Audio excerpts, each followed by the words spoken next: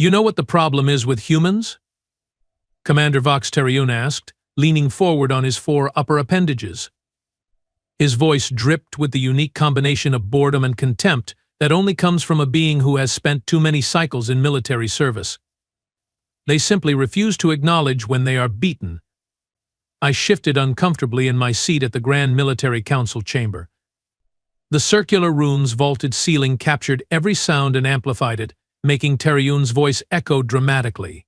How fitting for his overinflated ego.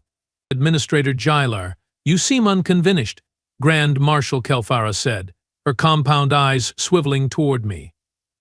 Perhaps you'd care to share your thoughts with the council? That's me. Administrator Fixus Jailar, third-ranked diplomat of the Zeraxi Imperium, and, unfortunately, the only non-military official required to attend this particular meeting. Why? Because someone had to document this idiocy for the historical archives. Lucky me. With respect, Grand Marshal, I said, trying to keep my voice steady, is complete elimination of the human settlement really necessary? The Terran outpost on Proxima B contains fewer than 10,000 individuals. They pose no strategic threat to. No threat? General Mok barked a laugh that sounded like grinding metal.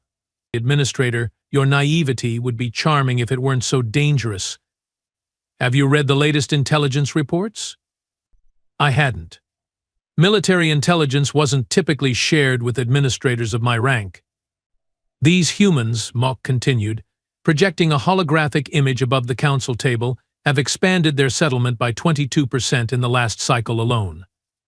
They have begun mining operations in the Eastern Quadrant, and worse, they have established communication with 3 neighboring species. The hologram shifted to show crude human spacecraft, primitive things really, barely able to achieve 10% light speed.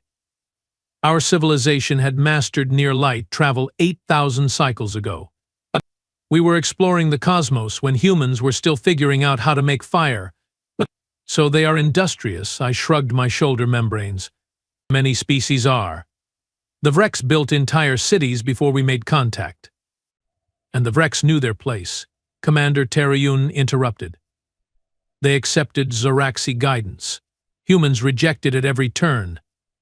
They are stubborn, unpredictable, and worst of all, they inspire others to resist. Grand Marshal Kelfara raised one limb, silencing the room instantly.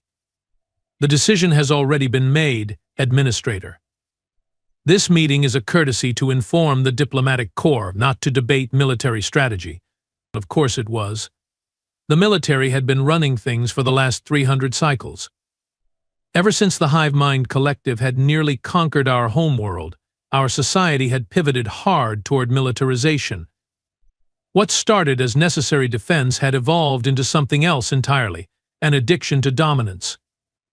The human settlement will be neutralized 3 rotations from now, Kelfara continued. Orbital bombardment, followed by ground forces to eliminate any survivors.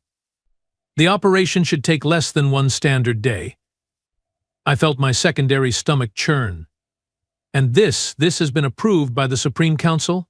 Unanimously, said Mok with obvious satisfaction. The humans were warned twice to halt their expansion. They have ignored both communications. Perhaps they didn't understand. They understood perfectly well, Terran snapped. Their response was, and I quote, "We respectfully acknowledge your territorial claims but maintain our right to peaceful settlement under Galactic Charter Section 7, Paragraph 3. They quoted our own laws back to us, Administrator. The audacity. I had to admit that was rather bold of them. The settlement will be eliminated, Grand Marshal Kelfara said with finality. The operation has been designated surgical removal. Commander Terriun will lead the strike force.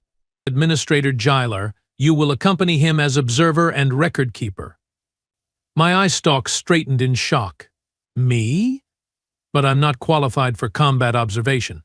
Surely a military historian would be better suited. Your diplomatic insights will be valuable, Kelfara said, though her tone suggested the opposite. Besides, you seem so concerned about these humans. Perhaps seeing their primitive defenses firsthand will ease your conscience.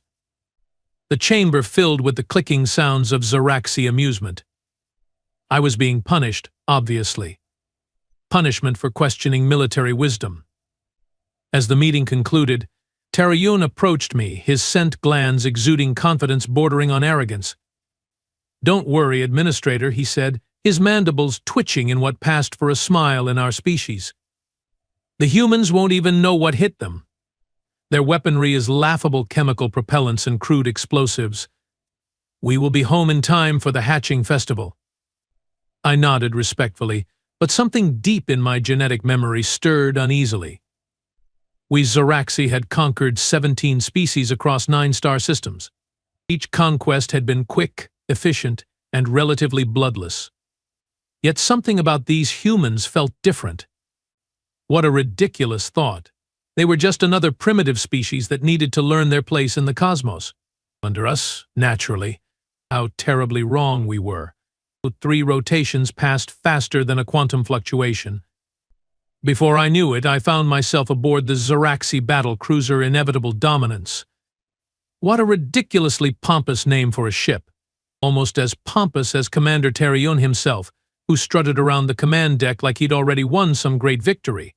"Administrator, you might want to secure yourself," Lieutenant Pax Moradin suggested, gesturing to an observer's harness near the tactical display. "Atmospheric entry can be uncomfortable for those unaccustomed to combat maneuvers." I appreciated Moradin's consideration. Unlike most of the military brutes on this vessel, she actually seemed to possess something resembling manners. "This will be your first time witnessing a cleansing operation, correct?" she asked, helping me adjust the harness across my thorax. "Indeed. And hopefully my last." Moradin's antenna twitched with what might have been amusement. "The first is always memorable. But I assure you these operations are quite routine, particularly against a species as underdeveloped as humans." The main view screen showed the blue-green world of Proxima b growing larger as we approached. It was beautiful, in a primitive sort of way, lush with vegetation and water, so much water. Our homeworld had lost most of its surface liquid 3,000 cycles ago, forcing us to become masters of conservation and reclamation. Perhaps that's why we excelled at taking what others had. "Entering standard orbit," announced the navigation officer. "Weapons systems online and targeting." Commander Terayun took his position at the center of the command deck. "Begin orbital scan. Locate the human settlement and prepare targeting solutions." The tactical display lit up, showing a cluster of structures nestled between a river and a mountain range. The human settlement. From orbit it looked so small, so fragile. A collection of simple buildings surrounded by areas of cultivated land. Their pitiful attempt at civilization. "Settlement located," reported the weapons officer. "Population approximately 9,700 individuals. Minimal defenses detected. Some basic projectile weapons and a rudimentary shield generator that won't withstand our first salvo." Terayun's mandibles clicked together in satisfaction. "Excellent. Commence bombardment. Target their power generation facilities first, then communication arrays, defense installations, and finally residential zones." I felt my inner membranes contract with discomfort. "Commander, is it necessary to target residential areas?" The Supreme Directive on Military Engagement states that once a settlement's defensive capabilities are neutralized, Administrator Terayun interrupted, not even bothering to look in my direction. "I respect your expertise in diplomatic affairs. Please respect mine in military ones." The weapons officer began the countdown. "Bombardment commencing in 5, 4, 3, 2, 1, plasma batteries firing." Brilliant blue streaks shot from our vessel toward the planet's surface. The tactical display showed the impacts in real time, precise, devastating hits that demolished the larger structures in the human settlement. Their primitive shield generator flickered briefly before failing completely. "First wave successful," reported the tactical officer. "Power generation destroyed. Communications array offline.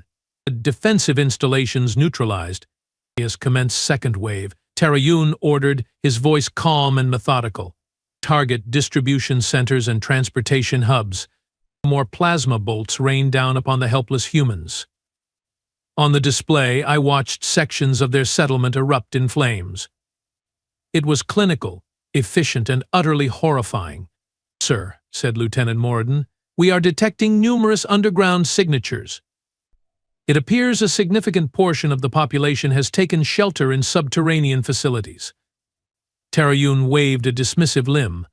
"Predictable. They hide like vermin. Prepare the ground forces for deployment. Standard extermination protocol. 50 Xeraxi shock troops, each in advanced combat exoskeletons, prepared to descend to the surface." Their orders were simple: eliminate any remaining resistance and ensure no survivors could escape to warn other human settlements. I watched the dropships launch, feeling increasingly uneasy. This wasn't warfare, this was slaughter. "You look troubled, Administrator," Terayun said, finally acknowledging my presence. "Perhaps you'd prefer to observe from your quarters?" "I will fulfill my duty as assigned," I replied stiffly. He made that grinding noise that passed for Xeraxi laughter. "Then enjoy the show. Ground forces are about to make contact." The command deck's main screen switched to a composite feed from the ground troops' visual sensors. The human settlement was in ruins, buildings smoldering, debris scattered everywhere. Bodies lay motionless in what appeared to be primitive roadways. The shock troops moved methodically through the destruction, weapons ready. "Minimal resistance encountered," reported the ground commander. "Proceeding to sweep Sector 2. Sir," called out the sensor operator, her voice carrying a note of confusion. "I'm detecting unusual energy signatures from the underground facilities." Terayun glanced at the readings. "Probably their backup generators. Nothing to concern us." The ground team reached what appeared to be the entrance to one of the underground shelters, a reinforced door built into the side of a hill. "Preparing to breach underground facility Alpha," announced the ground commander. "Charges set." We watched as the troops positioned explosive devices around the entrance.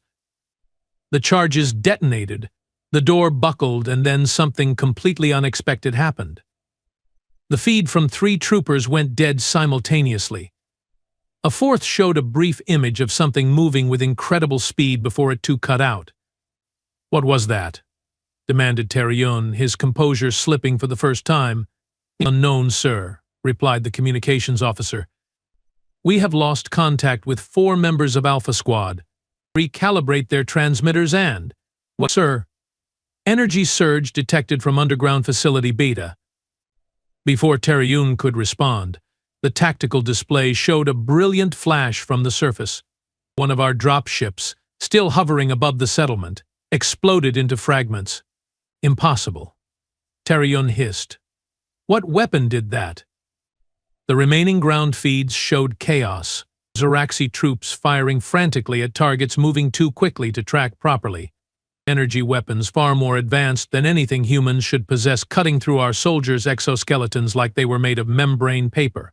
"Sir, we have lost contact with 60% of the ground force," reported the increasingly panicked communications officer.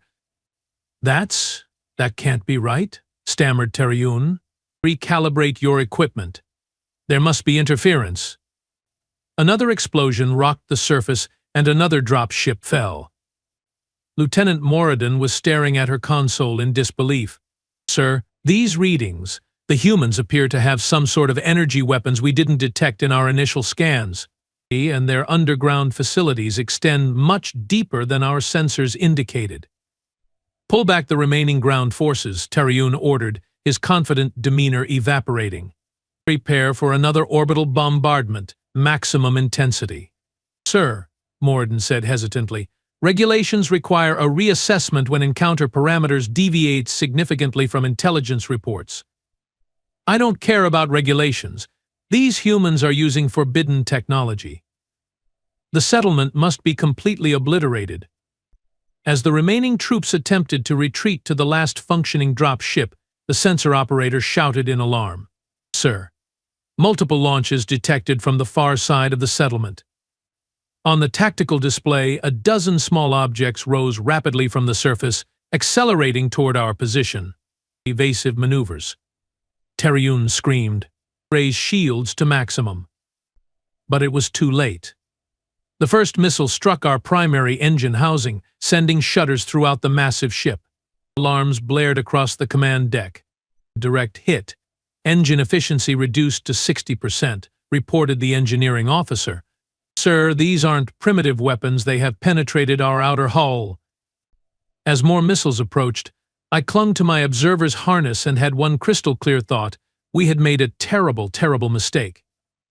The next few moments aboard the inevitable dominance were anything but inevitable or dominant. Missiles continued to hammer our hull, each impact sending violent tremors through the ship's superstructure. Warning lights flashed everywhere, bathing the command deck in an ominous red glow. Status report. Now, Terion demanded, gripping his command podium with all four upper limbs. Hull breaches on decks 5 through 9. Shield generators operating at 30% capacity. Weapons systems rebooting after power surge. The status officer's voice cracked with panic, all military discipline evaporating like water on a hot plate. I clung to my observer's harness, watching in disbelief as the tactical display showed more projectiles launching from the supposedly primitive human settlement. This wasn't supposed to happen. This couldn't be happening. Humans were a pre-interstellar species. They built rockets with chemical propellants for void's sake. Sir, Lieutenant Morden called out, her voice steadier than the others. Analysis of the weapon's signatures indicates they are using gravitic compression missiles. That's impossible, Terion sputtered. Gravitic compression technology is restricted to Tier 2 civilizations and above. Humans are barely Tier 5. Another missile struck, and a support beam crashed down mere units from my position. The ship's artificial gravity fluctuated, causing several crew members to float momentarily before being slammed back to the deck. Administrator Morden said, suddenly appearing beside me, "We need to move you to an escape pod. The command deck is no longer secure." Before I could respond, the main view screen flickered to life. Instead of the tactical display, we were looking at a human. A female, I believed, though I'm not particularly skilled at distinguishing their genders. She had dark fur, no hair on her head, and skin the color of our desert sands. "Attention, Zaraxi vessel," the human said, her voice unnervingly calm. "This is Mayor Daria Kincaid of New Olympus Settlement. Your unprovoked attack on our civilian population constitutes a war crime under Galactic Charter Section 12, Paragraph 7. The command deck fell silent. Even the alarms seemed to quiet in shock. "They have hacked our communications array," whispered the communications officer in horror. The human continued, "We are giving you one opportunity to retreat. Draw your remaining ground forces and leave our orbit immediately. Any further aggressive action will be met with our full defensive capabilities." Terion finally found his voice. "How dare you threaten a Zaraxi battle cruiser? Your settlement will be reduced to ash for this insolence." Mayor Kincaid's expression didn't change. "We were hoping you'd say that." The transmission cut off abruptly. "Sir," the sensor operator shouted. "Multiple new energy signatures detected on the planet's surface. They are powering up something massive." The tactical display showed an enormous energy buildup underneath what we had thought was the human's main agricultural zone. The readings were off the scale power levels that shouldn't be possible from a settlement this size. Evasive maneuvers. "Get us out of their weapons range," Terion ordered, but his voice lacked conviction now. Fear had replaced arrogance. Too late. A blinding beam of concentrated energy shot up from the planet's surface, striking our vessel with devastating precision. The impact threw me against my harness with such force that I heard my exoskeleton crack. Pain flared across my thorax. A direct hit to our main reactor housing. Screamed the engineering officer. Containment fields failing. Secondary systems offline. Terion was no longer issuing orders. He stood frozen, mandibles twitching uncontrollably as he watched his ship and career disintegrate around him. Lieutenant Morden took charge. "All personnel, proceed to emergency evacuation stations." "This is not a drill. Repeat, all personnel evacuate immediately." She unfastened my harness and practically dragged me toward the deck's emergency exit. My limbs moved mechanically, my mind still struggling to process what was happening. How had it gone so wrong so quickly? "Lieutenant," I managed to say as we stumbled down a corridor filled with panicked crew members. "How did they acquire such technology?" "Our intelligence reports were clearly incomplete," she finished, guiding me around a collapsed bulkhead. "Were deliberately falsified. Either way, we are paying the price for that mistake now." We reached the escape pod bay just as another explosion rocked the ship. Half the pods had already launched, their empty bays gaping like extracted teeth. "Get in," Moradin ordered, shoving me toward an open pod. "There should be room for 4 more." I climbed inside, followed by Moradin and 2 shell-shocked weapons officers. As the pod's door sealed shut, I caught a final glimpse of the chaos we were leaving behind, Zaraxi soldiers and crew fighting to reach the remaining pods, some trampling their own comrades in their desperation to escape. Our pod ejected with a violent jolt, spinning away from the dying battle cruiser. Through the small viewport, I watched in horror as the inevitable dominance broke apart, secondary explosions consuming the once mighty vessel section by section. "Look," one of the weapons officers gasped, pointing toward the planet's surface. Several smaller Zaraxi craft, the drop ships that had survived the initial attack, were attempting to escape the planet's atmosphere. From the surface, pinpoint energy beams reached up like the tentacles of a predatory quax, snagging 2 of the ships and pulling them back down. "They are capturing our technology," Moradin said grimly. "It's not just destroying it." "How?" I asked, the question emerging as little more than a whisper. How could they have hidden such capabilities? "We have been monitoring their development for decades." "That's the question, isn't it?" Moradin's compound eyes fixed on the burning wreckage of our ship. "Either they developed in secret or they had help," I finished, the implications sending a cold wave through my nervous system. Our escape pod's communications array crackled to life. The same human female Mayor Kincaid on the tiny screen. "Attention, Zaraxi survivors," she said, her tone now almost sympathetic. "Your escape pods have been tagged and tracked. Make no attempt to return to this system. Consider yourselves fortunate, unlike the thousands of our citizens who died in your unprovoked attack." The transmission ended, leaving us in stunned silence. "Fortunate," I repeated bitterly.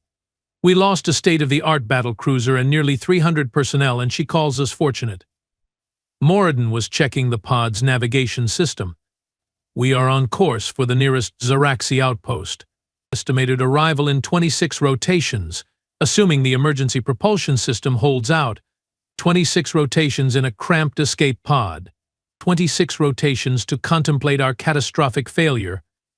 26 rotations to dread explaining to the Grand Military Council how a simple cleansing operation had turned into the worst military disaster in recent Zaraxi history." As our pod drifted through the void, I stared back at the receding image of Proxima B. From this distance it looked so peaceful, so harmless, just like the humans had appeared to be. "You know what the problem is with us, Zaraxi?" I said to no one in particular. "We simply refuse to acknowledge when we have underestimated an enemy." No one laughed. No one even clicked their mandibles in acknowledgement. We were too busy watching the last of our surviving drop ships being captured by precise tractor beams, dragged down to a planet that had just taught us a brutal lesson in humility. A lesson that, I feared, was only the beginning. 26 rotations in an escape pod gives you plenty of time to prepare for your own execution. I spent most of it drafting and redrafting my official report, trying to find a way to describe our catastrophic failure that wouldn't result in immediate termination of my career and possibly my life. Lieutenant Moradin was more practical, focusing on analyzing the humans' unexpected weapons capabilities and defensive systems. "They must have been preparing for years," she said on our 19th rotation, reviewing the sensor data she'd managed to download before our hasty departure. "These energy signatures don't match any known human technology. Could they have reverse-engineered something?" I suggested. Perhaps from a crashed Zaraxi scout ship or… No, she shook her head emphatically. This isn't our technology. It's not even based on similar principles. It's something else entirely. When we finally limped into the outpost Krachak docking bay, a full military reception awaited us. Not to honor our survival, of course, but to ensure we were immediately escorted to the nearest quantum communicator for an emergency session with the Grand Military Council. The chamber back on the homeworld appeared as a holographic projection, with all 12 council members staring at us with expressions ranging from disbelief to undisguised fury. Grand Marshal Kelfara's compound eyes seemed to burn through the quantum connection directly into my core. "Let me understand this correctly," she said, her voice dangerously quiet. "You are telling us that a pre-interstellar human settlement not only repelled our attack but destroyed the inevitable dominance and captured our ground forces and technology?" Commander Terrion had not survived the battle cruiser's destruction. That left me, unfortunately, as the highest-ranking survivor to face the Council's wrath. "That is correct, Grand Marshal," I replied, struggling to keep my voice steady. "The humans possessed weapons and defensive capabilities far beyond what our intelligence suggested. Silence. General Mok thundered, slamming all 6 of his limbs onto the council table. "This is the most humiliating defeat in 800 cycles of Zaraxi military history. A battle cruiser with full complement, destroyed by humans? The intelligence was flawed," Lieutenant Morden dared to interject. "The humans had concealed their true technological capabilities beneath primitive-appearing structures. Are you suggesting," interrupted Admiral Vex, her voice like sharpened steel, "that our military intelligence division is incompetent?" Morden wisely fell silent. I watched the council members exchange glances, their antenna movements revealing a silent communication occurring on frequencies I wasn't privy to. Finally, Grand Marshal Kelfara spoke again. "This insult cannot stand. The humans have revealed themselves as a serious threat to Zaraxi dominance in the sector. Their deception and aggression must be met with overwhelming force." My stomach membranes contracted. "Grand Marshal, if I may suggest, perhaps diplomatic." "You have suggested quite enough, Administrator," she cut me off. "Your diplomatic approach has already cost us a battle cruiser and 300 personnel. This is now exclusively a military matter." The Council's decision was as swift as it was predictable. A battle fleet consisting of 3 dreadnoughts and their support vessels would be dispatched to the Proxima system immediately. Their orders were simple: complete planetary sterilization. No survivors, no habitable surface remaining. As the Council meeting ended, I felt a growing sense of dread. Something about this escalation felt wrong. Terribly, catastrophically wrong. "You are troubled," Administrator, observed Morden as we were escorted to our temporary quarters at the outpost. "Aren't you?" I asked. "We are about to commit planetary genocide because our pride was wounded." Morden's antenna twitched thoughtfully. "It's more than pride. The humans proved themselves technologically advanced and deliberately deceptive. In military terms, that makes them an existential threat. But total sterilization. We don't even understand what we are dealing with. What if the humans on Proxima B were an anomaly? What if they have already communicated with their homeworld? What if?" "Those are questions for the Council, not for us," Morden said firmly. "Our duty now is to provide all tactical information to assist the battle fleet." Over the next rotation, I watched from Outpost Krachak's observation deck as the massive dreadnoughts arrived through hyperspace. Each vessel was nearly 20 times the size of the inevitable dominance, bristling with weapon arrays capable of cracking planets. The Zaraxi Imperium was committing enough firepower to eliminate a dozen worlds, all focused on a single human settlement. Magnificent, aren't they? Admiral Yegsara purred, appearing beside me at the viewport. She'd arrived with the fleet to personally oversee the operation. "The humans will learn the price of defying the Imperium." I nodded respectfully, but my thoughts were elsewhere. I kept seeing Mayor Kincaid's face, her eerie calm as she quoted galactic law at us while her settlement burned. Not the reaction of someone surprised by attack, but the reaction of someone who had been waiting for it. Admiral, I ventured carefully, have you reviewed the weapons data from the human counterattack? Of course, she replied dismissively. Impressive for such a primitive species, but nothing our dreadnoughts can't handle. And the fact that they specifically captured our technology rather than simply destroying it all? Yaxara's eyes narrowed. Your point, Administrator. They were prepared, Admiral. Not just prepared to defend themselves, but prepared to acquire and likely reverse engineer our technology. That suggests. It suggests nothing except that they got lucky, she snapped. Your experience has clearly rattled you, Administrator. Perhaps you should remain here when we depart. I bowed in acquiescence, but as I watched the battle fleet prepare for departure, I couldn't shake the feeling that we were making an even greater mistake than before. We weren't just poking the hive anymore, we were smashing it with a hammer, having already discovered the creatures inside could sting. And somewhere, in the depths of my consciousness, I realized a troubling truth. I was starting to root for the humans. 3 cycles passed before we received any communication from Admiral Yaxara's battle fleet. 3 cycles of anxious waiting, during which Outpost Krachak buzzed with speculation and rumors. Junior officers whispered about quick victory, while veterans maintained a suspicious silence. Having witnessed the humans' capabilities firsthand, I favored the veterans' caution. When Yaxara's transmission finally arrived, her once imperious demeanor had crumbled like a molting shell. The situation, she reported to the hastily assembled command staff, is complicated. That's military speak for everything has gone to absolute excrement. The initial orbital bombardment proceeded as planned, Yaxara continued, her compound eyes darting nervously. We targeted the human settlement with maximum firepower.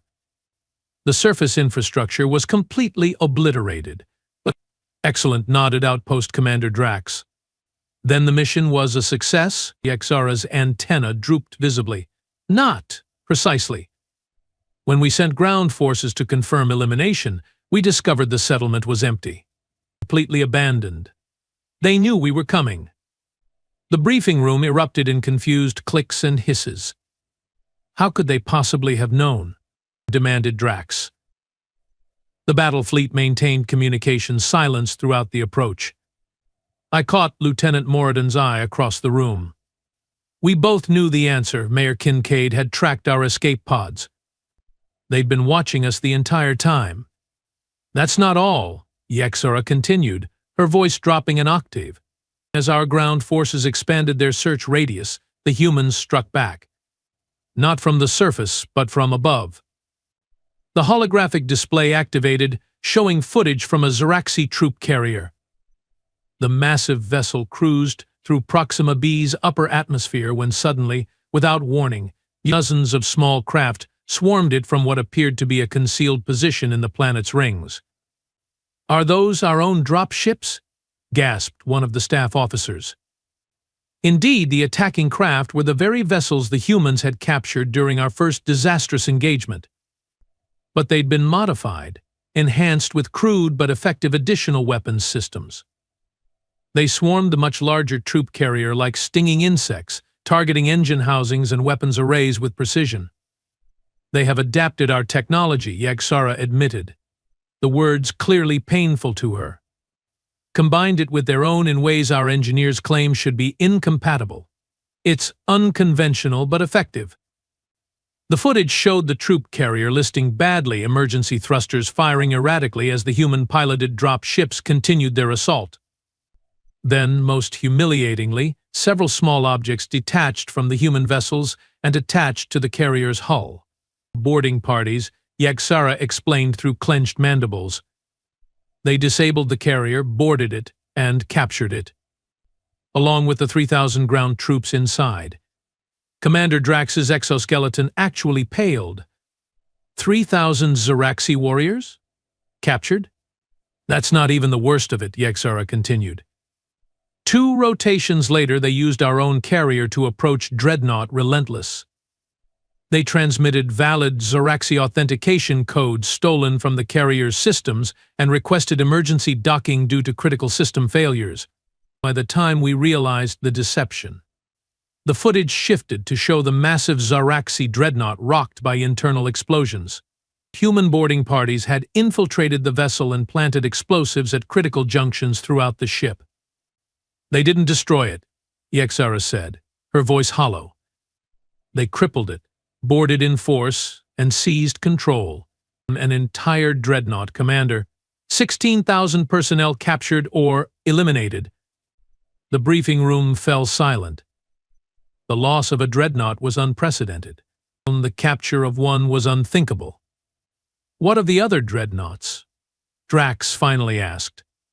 The Indomitable and Subjugator retreated to safe distance to reassess, Yexara admitted. But the humans, they are everywhere now. Reports are coming in from across the sector.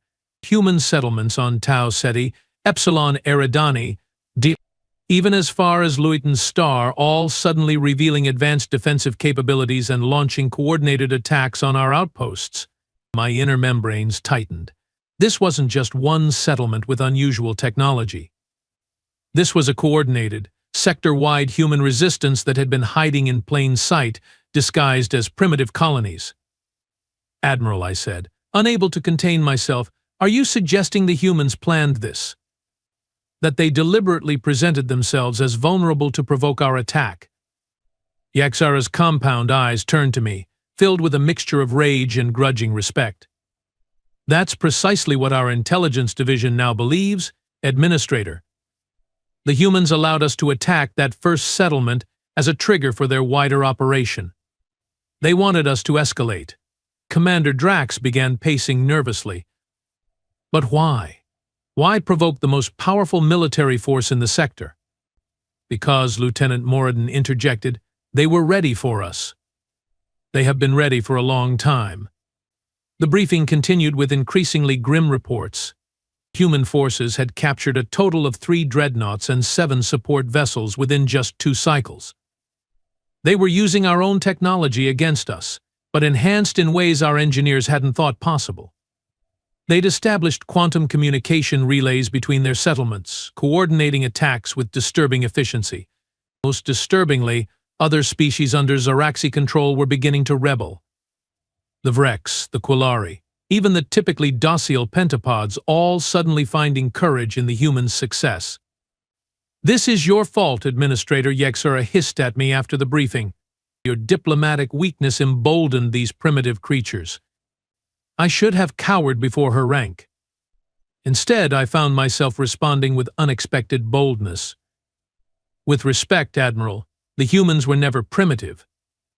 We just assumed they were because it flattered our superiority complex. Now we are paying the price for our arrogance. She stormed away, leaving me wondering when exactly I'd started thinking of humans not as vermin to be exterminated, but as equals, perhaps even superiors, to be respected. 3 cycles later, the outpost Kreechak emergency alert system activated. A fleet of vessels had appeared in system without warning, a mixture of captured Zoraxi ships and unfamiliar human designs. At their center was the captured dreadnought Relentless, now renamed in crude human script painted across its hull, Democracy. No longer just defending their settlements, the humans were now taking the fight directly to us. And judging by the panicked reactions of Outpost Kreechak's command staff, nobody had the slightest idea how to stop them. Outpost Kreechak fell in under 6 hours. 6 hours!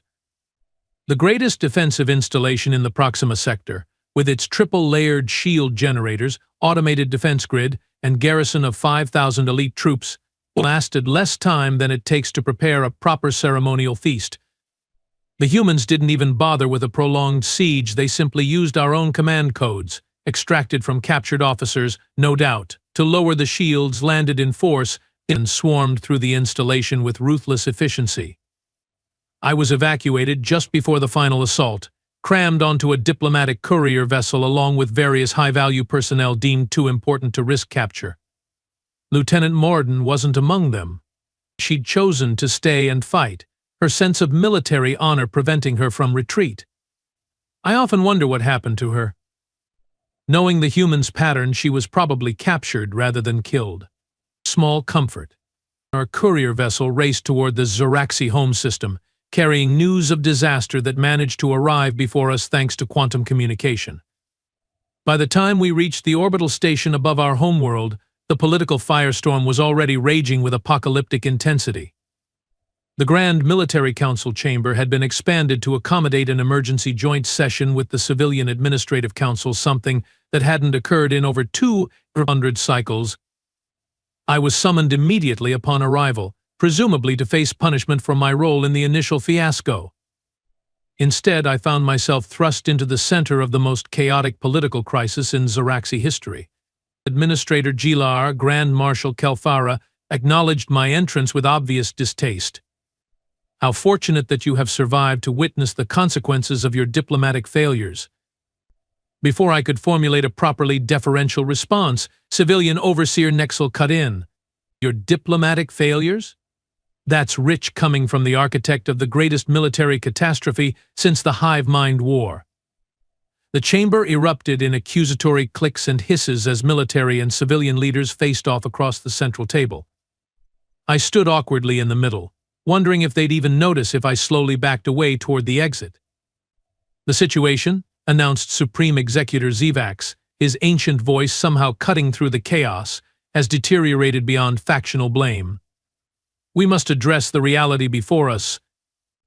That reality was displayed in brutal detail on the holographic projection above the council table, a strategic map of Zoraxi-controlled space, with alarming red indicators showing human advances across multiple sectors. In just 15 cycles, since the fall of Outpost Krechak, human forces had captured or neutralized 27 Zoraxi installations and liberated 14 previously subjugated worlds. Their advance is methodical and deliberate, explained Strategic Director Pilax, a military analyst with more decorations than a ceremonial breeding chamber. They are following our supply lines inward, capturing our resource worlds and production facilities while bypassing heavily defended military hubs. Why not strike our military centers directly? Demanded General Mock. They have proven they have the capability.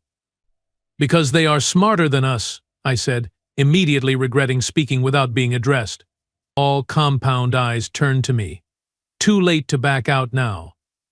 Administrator? Supreme Executor Zivax prompted, his ancient face unreadable. I straightened my posture. The humans are fighting strategically, not emotionally. They are not interested in military glory or inflicting maximum casualties. They are systematically dismantling our empire's support structure while minimizing their own losses. Preposterous, spat Grand Marshal Kelfara. They are savages who got lucky with stolen technology.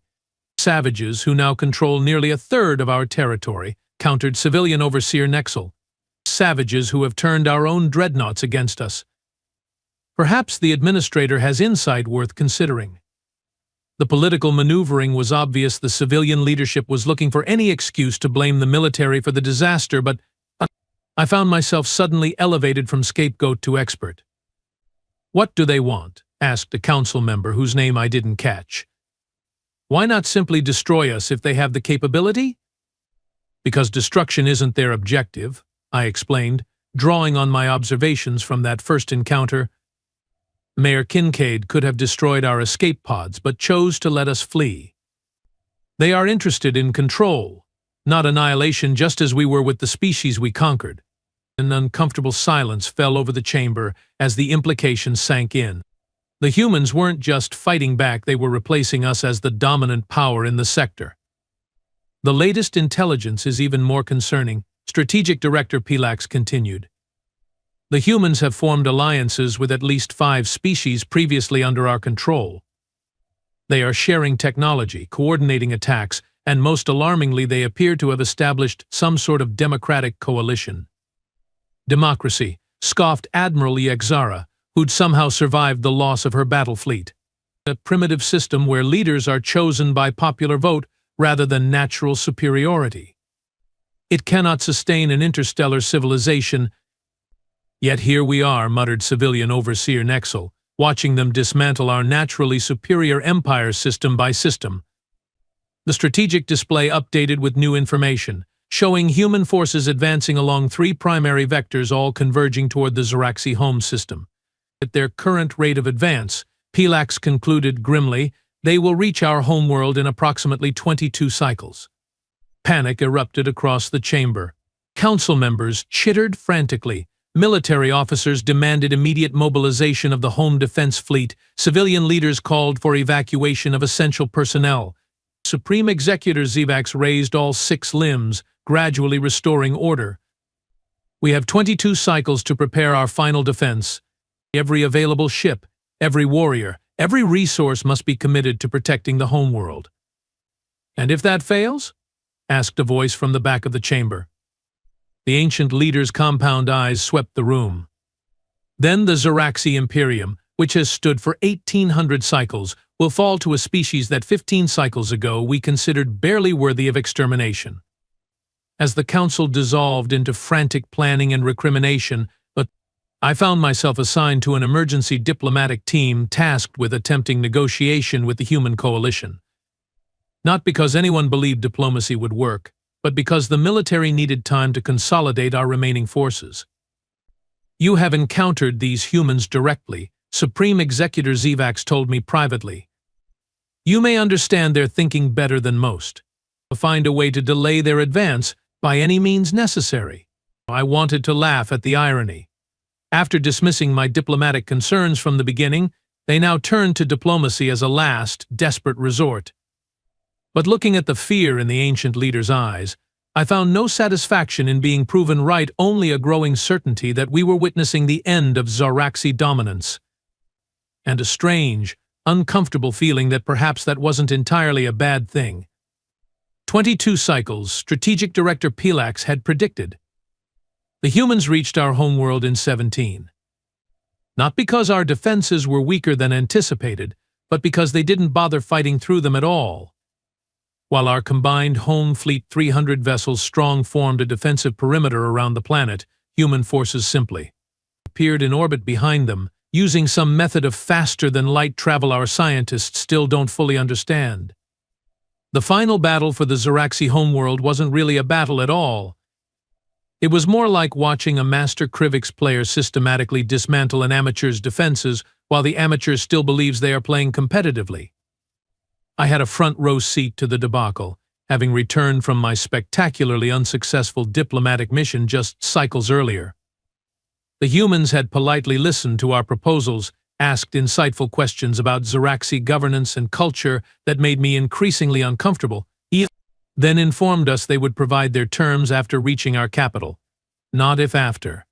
From the grand observation dome atop the Imperial Spire, the Zaraxi leadership watched in stunned silence as human vessels materialized throughout our orbital defense grid. They didn't immediately open fire. Instead, they transmitted a message on all frequencies in perfect Zaraxi language. Attention, citizens and leadership of the Zaraxi Imperium. This is Admiral Doria Kincaid of the Terran Defense Coalition. Your military capabilities have been neutralized. Your orbital defense grid is under our control. Your planetary shield generators have been disabled. We now control your capital. Yes, that Kincaid. The former mayor had received quite the promotion. We offer you a choice, her message continued. Surrender peacefully and accept coalition oversight, or force us to demonstrate our complete military superiority. You have one planetary rotation to respond. There will be no extension. Supreme Executor Zivax turned to the assembled council, his ancient face a mask of defeat. Options? We fight to the last warrior, declared Grand Marshal Kelfara, predictably. Better to die with honor than live under human domination, and sacrifice our entire civilization in the process, countered Civilian Overseer Nexel. The humans have shown they can destroy us at will, yet they offer terms instead. We must at least hear them. The debate raged for hours, but reality was undeniable. Our orbital defenses were paralyzed. Our vaunted home fleet was surrounded. Scans showed human ground forces had already materialized at key locations across the planet, neutralizing military command centers with surgical precision. The Supreme Executor will address the planet. announced the communication director, activating the global broadcast system. Zivax stepped forward, his ancient form somehow smaller than I remembered. Citizens of the Imperium. He began, his voice cracking with emotion. For 1800 cycles, the Ziraxi have stood as the paramount civilization in this sector of the galaxy. Today we face a power greater than our own. The capitulation speech was brief, dignified, and utterly heartbreaking for those who had known nothing but Ziraxi supremacy. The terms of surrender were transmitted to the human fleet, and within hours the first human delegation arrived at the Imperial Spire. Admiral Kincaid looked exactly as I remembered her, confident, composed, and utterly unimpressed by the architectural grandeur of our greatest monument to Ziraxi achievement. Administrator Jailar, she acknowledged me with a slight nod. We meet again under slightly different circumstances. Indeed, Admiral, I replied, serving as impromptu translator since I was one of the few officials who'd had direct contact with humans. Though I believe you were a mayor when last we spoke. Her mouth formed that peculiar human expression, a smile. I believe it's called. Times change. Roles adapt. Something your people will need to understand moving forward. The meeting between human representatives and Ziraxi leadership was tense but surprisingly cordial. The humans didn't gloat or threaten. They simply presented their terms with businesslike efficiency. Complete demilitarization of the Ziraxi Imperium. All military vessels surrendered to coalition control. All weapons of planetary destruction dismantled under supervision. All conquered worlds granted independence with immediate effect. You are destroying everything we have built over 1800 cycles, lamented Supreme Executor Zivax. No, Kincaid corrected him. We are dismantling an empire built on subjugation. The Ziraxi civilization remains intact. Your culture, your achievements, your people all preserved. Under human control, spat Grand Marshal Kelfara. Under coalition oversight, Kincaid corrected again, including Ziraxi representatives. Once your government transitions to a system where they actually represent your people rather than simply ruling them. That was perhaps the most radical demand, political reorganization. The humans insisted on the implementation of democratic processes, with elected representatives from all castes of Ziraxi society. Impossible, declared Zivax. Our social hierarchy is biologically determined. Lower castes lack the cognitive capacity for governance. Kincaid's expression hardened. Our neurological scans of Ziraxi across all castes show identical cognitive potential. Your biological hierarchy is a convenient myth perpetuated by centuries of selective education and opportunity. That ends now. I remember feeling a strange sense of vindication. As a mid-caste administrator, I'd always suspected the supposed intellectual limitations of lower castes were exaggerated. Hearing it confirmed by human science was both satisfying and deeply unsettling. The occupation proceeded with shocking efficiency. Human peacekeeping forces established order without a single casualty. Medical teams distributed advanced treatments that alleviated chronic conditions many Ziraxi had suffered for generations. Engineering crews upgraded our aging infrastructure with technologies we'd never imagined possible. Most surprisingly, there were no reprisals. No public executions of military leaders. No punitive destruction of cultural landmarks.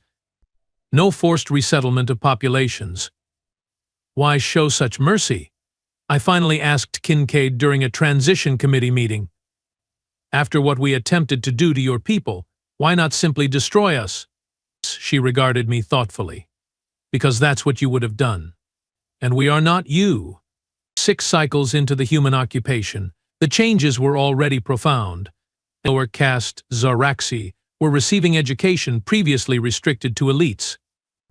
The military caste was being retrained for exploration and defense rather than conquest. Resource distribution had been reorganized, eliminating the artificial scarcities that had kept our hierarchical system in place for centuries. And most shocking of all, many Ziraxi were embracing these changes, particularly the young, who adapted to human ideas with alarming enthusiasm. They are destroying us without weapons, complained former Grand Marshal Kelfara during one of our regular commiseration meetings. Corrupting our youth, undermining our traditions, diluting our cultural identity. I chittered softly, the Zaraxi equivalent of a shrug. Perhaps. Or perhaps they are simply showing us possibilities we never allowed ourselves to imagine. As I walked home that evening through streets now shared by humans and Zaraxi alike, I passed a newly established school where young Zaraxi of all castes learned together. Through the window I could see them gathered around a human teacher, their eye stalks extended in rapt attention. The teacher was showing them a star map not of conquered territories, but of unexplored regions. Not a map of domination, but of discovery. Despite myself, I felt something unexpected, hope. Not for the restoration of our empire, but for something potentially greater. The humans hadn't just conquered our capital, they'd conquered our imagination. One full planetary cycle has passed since the human liberation of our homeworld. That's what they call it, you know. Not conquest, not subjugation, liberation. As if they did us a favor. The most infuriating part? They might be right. Yesterday I attended the inauguration of our first democratically elected planetary council. Representatives from all castes, all regions, all professional disciplines chosen by their peers rather than appointed by birthright. Former dock worker Thrix Novan, a Zaraxi who would have never risen above his station in the old system, he gave a speech about collaborative potential and mutual prosperity that actually made sense. The crowd, a mix of humans and Zaraxi, applauded together. I have been appointed as liaison between our new government and the human coalition. Not because I'm particularly qualified, but because I'm one of the few Zaraxi who encountered humans and lived to analyze the experience. My official title is Cultural Exchange Director, which sounds far more dignified than surviving witness to our catastrophic misjudgment. You still don't fully trust us, do you, Administrator Gilar? Admiral Kincaid asked me at the reception following the inauguration. Trust requires time, I replied diplomatically. And history isn't easily forgotten. She nodded, that peculiar human smile playing at her lips. Fair enough. But consider this, we could have destroyed your civilization. Instead, we are helping rebuild it better, fairer, more sustainable. Out of altruism? I asked skeptically. Out of pragmatism, she corrected. Societies built on exploitation eventually collapse. We learned that lesson on Earth centuries ago, through much pain and struggle. We are simply helping you skip a few developmental steps. Walking home today, I passed a newly established research center where human and Zaraxi scientists work side by side on technologies that would have been unimaginable under our old regime. The military resources once poured into conquest are now directed toward medicine, environmental restoration, and deep space exploration. Our birth rates have increased for the first time in 500 cycles. Resource allocation has improved to the point where even the lowest castes now enjoy comforts once reserved for elites. Crime has plummeted. Productivity has soared. Who would have thought that treating people with dignity would yield better results than threatening them with punishment? Apparently, humans figured this out long ago. The greatest irony of all. In attempting to wipe out a human village, we inadvertently triggered the salvation of our own species. Had we left them alone, we would have continued our slow decline into imperial decadence, eventually collapsing under the weight of our own arrogance. Instead, we were humbled brutally, efficiently by creatures we considered beneath us. And in that humbling, we found an unexpected path forward. I still remember Commander Terriun's words before our first ill-fated attack. The problem with humans is they refuse to acknowledge when they are beaten. He was right about that. Thankfully for us all, they also refuse to become what they defeat.